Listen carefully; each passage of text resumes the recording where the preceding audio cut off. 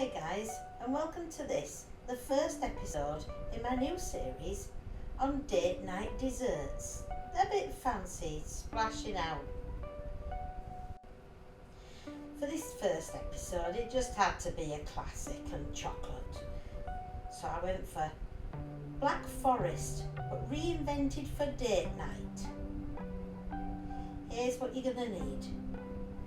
You're going to need some Morello cherry compote. You're going to need some rings of chocolate cake, large and small. You're going to need some kirsch, but if like me you can't get it, vodka will do fine.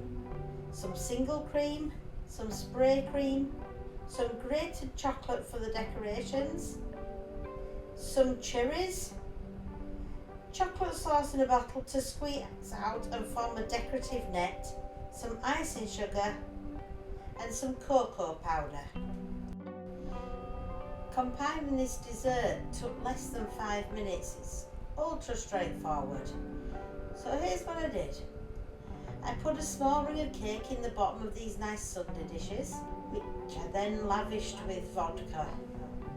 I then topped it with a few spoons of the cherry compote, followed by a layer of single cream.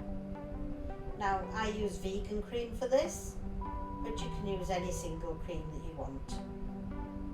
And it just needs to be a thin layer, enough to cover the cherry compote, but not much more than that. For the next layer, I put a ring of the chocolate sponge, and this could be any chocolate sponge, but I did happen to make this vegan chocolate sponge for this dessert, but literally a slice of Swiss roll, a slice from a large muffin, whatever you happen to have. I then soak this through with some more vodka before adding a circular layer of spray cream, but leaving the centre empty, so a border around the edge of the glass is what I was looking to achieve, so that it could contain the cherries. Well, this is vegan cream, but it could be any spray cream that you want or happen to have.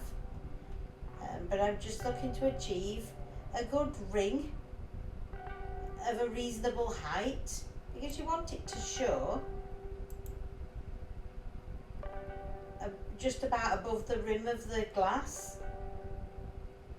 and it forms a nice wall and an attractive pattern. Next, I added cherries. Now, you could just add some more of the compote, and that'd be absolutely delicious and fine, but by chance I'd preserved these cherries myself in some Disaronno, because I got a great big box of beautiful cherries for £2, and I thought, what can I do with these? I know I'll preserve them. They'll come in great for desserts or Christmas. And so here they are, already being used. And then this chocolate spread that sprays like this, it's a wonderful thing for making these desserts with. It adds such a dimension. In this case, I wanted it to look messy, like an S, and what it does then is it holds the next layer up whilst you can still see the layer below. We're really getting quite near the end of the compiling of this dessert, and as you can see, it has been straightforward. So now I tap on a little icing sugar. Looks a bit like snow. And though it looks nicely staged, just want to enhance it a little bit more. And so I put a half a teaspoonful of cocoa powder into a sieve, just a small sieve, ideal for this job, and then just tap from a reasonable height, and you get a lovely spread of that pure chocolate intensity. And for my final decoration, I picked out some choice little pieces of my cherries, just to add that sort of deep plummy red colour to the top again, and indicate what lovely cherries lay below. And I don't know about you, but for me, I think that's a really classy look with the plum and the chocolate brown and the cream.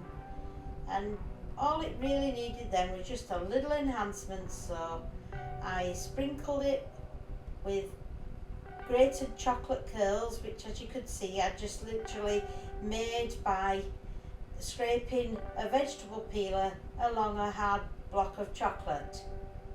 And I think they just added that extra little bit on the top and another bit of pure chocolate indulgence. I made this dessert vegan friendly, and it cost me just under £1 for the ingredients per dessert. So go on, treat yourselves.